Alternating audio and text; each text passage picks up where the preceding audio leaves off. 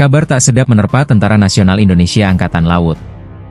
Institusi penjaga kedaulatan laut Indonesia ini dikabarkan memiliki tunggakan pembayaran bahan bakar minyak, BBM, kepada PT Pertamina.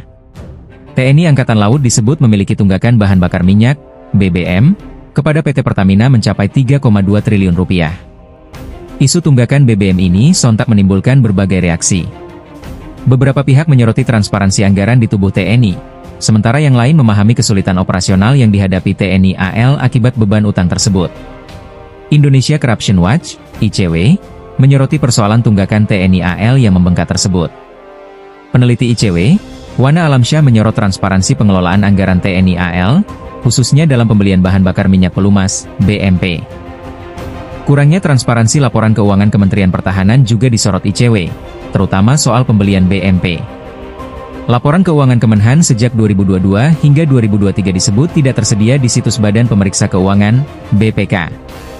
Pengawasan tersebut penting, karena TNI AL kepada Komisi 1 DPR meminta agar tunggakan tersebut diputihkan. Jika kemudian ditemukan adanya dugaan korupsi, maka KPK wajib untuk melakukan penindakan, ujar peneliti Indonesia Corruption Watch, ICW, Wana Alamsyah. ICW menyorot transparansi pengelolaan anggaran TNI AL, khususnya dalam pembelian bahan bakar minyak pelumas, BMP. Hasil penelusuran ICW terhadap rencana pengadaan dengan kata kunci, BMP, menunjukkan 7 rencana pengadaan di lingkungan TNI AL. Namun sejak 2022, diduga tidak ada pengadaan BMP yang benar-benar terlaksana, meskipun sistem pelaporan elektronik BMP, EBMP, sudah digunakan.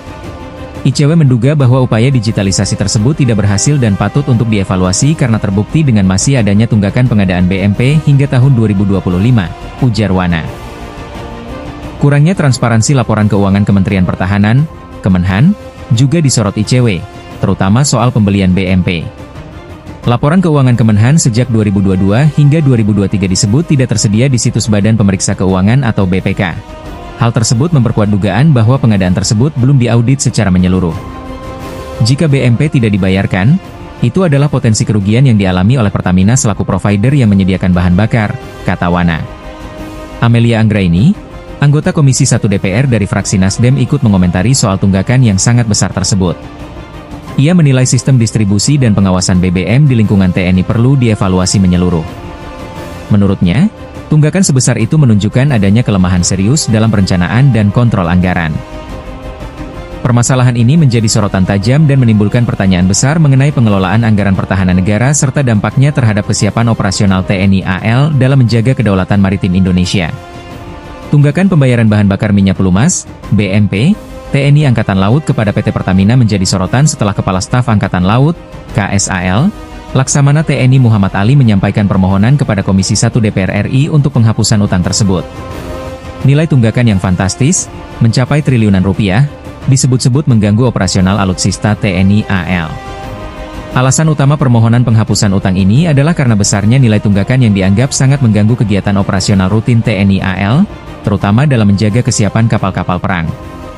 KSAL berharap agar dengan penghapusan utang ini, beban operasional dapat berkurang dan TNI AL dapat fokus pada tugas pokok menjaga kedaulatan laut negara.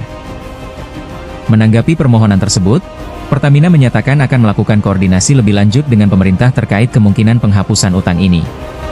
Namun, Pertamina juga menekankan pentingnya menjaga kemampuan operasional perusahaan sebagai badan usaha milik negara. Hingga saat ini, belum ada keputusan resmi dari pemerintah terkait permohonan penghapusan utang TNI AL kepada Pertamina. Pembahasan lebih lanjut antara pihak-pihak terkait diperkirakan akan terus dilakukan untuk mencari solusi yang terbaik bagi kedua belah pihak dan kepentingan negara. Nah, menurut kalian bagaimana Sobat Talk Indonesia? Haruskah pemerintah menyetujui penghapusan utang TNI tersebut dan memilih membebankannya kepada operational risk Pertamina? Apakah nasib TNI akan seperti Garuda Indonesia yang masih punya utang sebesar 7,5 triliun rupiah kepada Pertamina meski sudah dilakukan restrukturisasi utang beberapa waktu lalu? Jika kalian menikmati video ini, jangan lupa untuk memberikan like dan subscribe channel kita ini. Terima kasih sudah menyimak. Semoga yang sedikit ini bermanfaat dan menjadi bahan diskusi yang hangat. Salam e-Talk Indonesia. Referensi bicara energi.